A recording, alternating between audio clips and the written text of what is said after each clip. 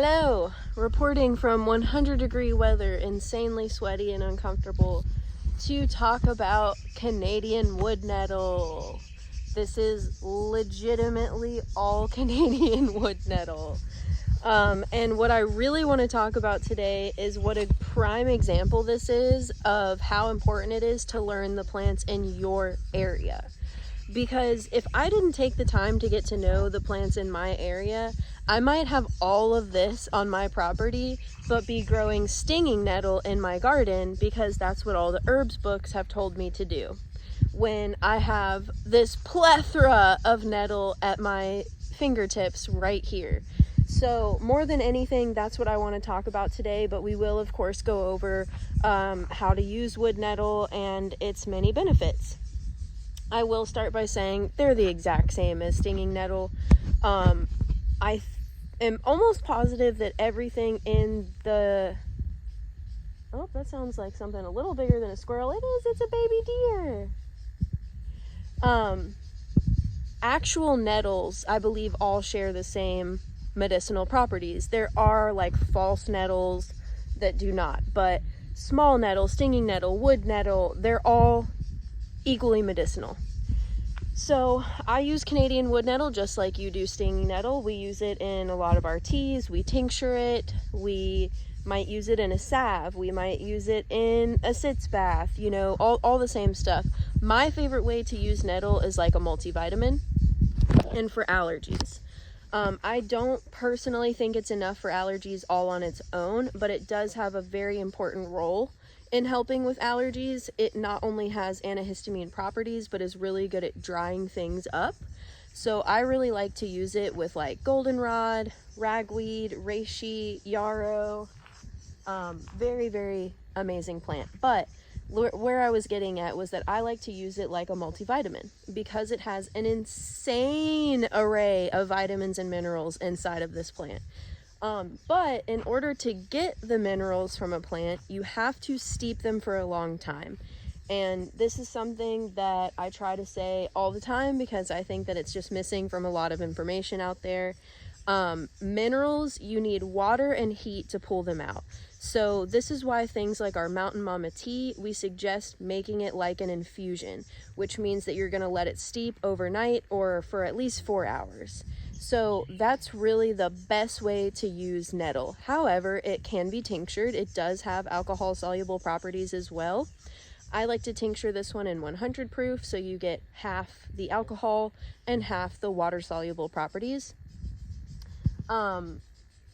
I do know a lot of people love to do vinegar to pull and extract nettle, and that's because it's mostly water that you're using, and so you're getting a lot more of those minerals. So if you're taking this as like a day-to-day vitamin and mineral, etc. kind of thing, apple cider vinegar would be an amazing way to pull it.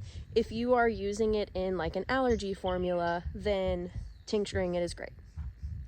You can also use it topically for things like eczema and psoriasis. It's a pretty amazing plant. Oh, and I haven't even talked about using it for hair. We use nettle in almost all of our hair care. Where did my spiderweb stick go? And the reason for that being, if you've ever touched nettle, you can tell instantly just how stimulating it is. It is called stinging nettle for a reason. Canadian wood nettle is exactly the same. Very stingy, very stimulating, and therefore amazing for stimulating hair follicles, which can encourage thickening and growing hair. So this is in our Maiden hair rinse. Oh, that's what I get for not using the stick properly. It's in our Maiden hair rinse. It's in our hair oil. Generally just an amazing plant.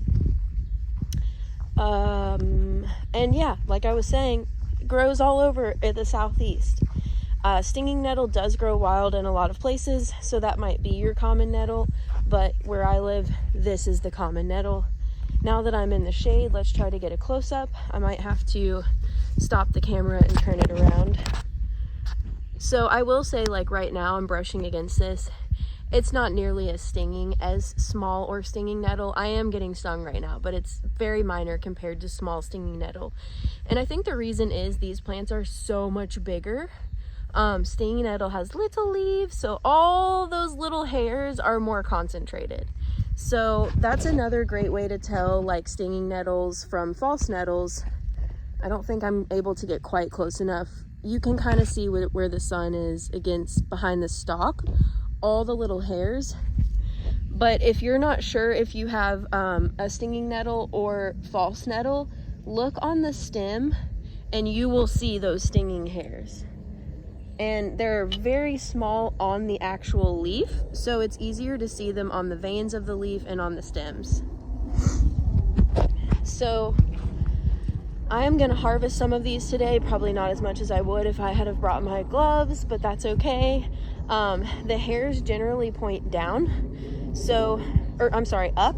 So if you harvest it up with the hairs, it's a lot less painful to harvest, but of course it's always easier to just remember your gloves and your scissors. So that's that. I'm gonna go harvest some. Oh, one more thing I'll say besides using it for hair, tinctures, and multivitamins and stuff. Something that we love to do that is so simple in our house is instead of making like an oxymel or a tincture or what have you, we will take things like chickweed, ground ivy, cleavers, nettle, etc., and we'll just throw them in straight apple cider vinegar. And we will keep that in our kitchen for adding to salad dressing, broths, etc., as a way to just get those extra vitamins and minerals and medicinal properties into our diets. Woohoo!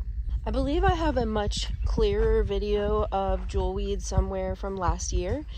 So maybe go to the Patreon search bar and search for jewelweed, or the YouTube search bar. But there is a very small little patch right here that I'm going to show you just since I'm right here anyways. It is growing next to tons of poison ivy and tons of stinging nettle. And this plant is amazing for helping with rashes, stings, itches, etc., but especially poison ivy. So very good plant to know. It will always be growing by water. That is the biggest characteristic about it. And I will show you on the stems, when the sun is behind them, they almost look see-through, and you can see how full of water they are. It almost seems like if you were to slice this plant, water would just spill out. Like water is the very thing that's keeping it standing. So this plant is always growing by water. It requires a lot of water to live, and that's a very easy way to identify it.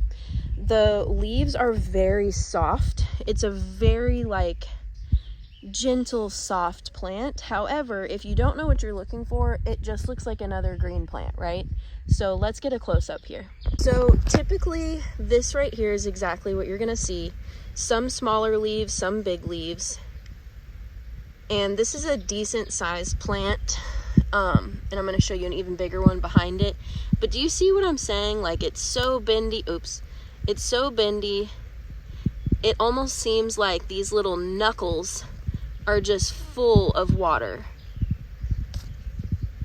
Let's look at a bigger one over here. You can see the cute little jewel flowers where it gets its name. They just dangle like so.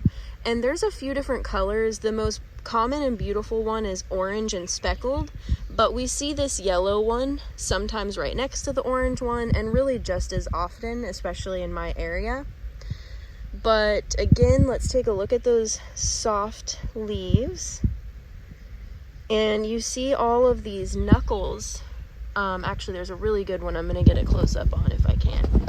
Right here, do you see how it just seems like there's water just pooling at the end of these stalks? Like, this plant just is so visibly full of water. This is a lot bigger than I'm used to seeing the leaves. I think that's just because the area that I'm in right now is very untouched by humans, and so these plants have probably been here a few years and gotten really big and healthy. But again, this is more like the size of the leaves that you commonly see. And here's a cute little seed pod.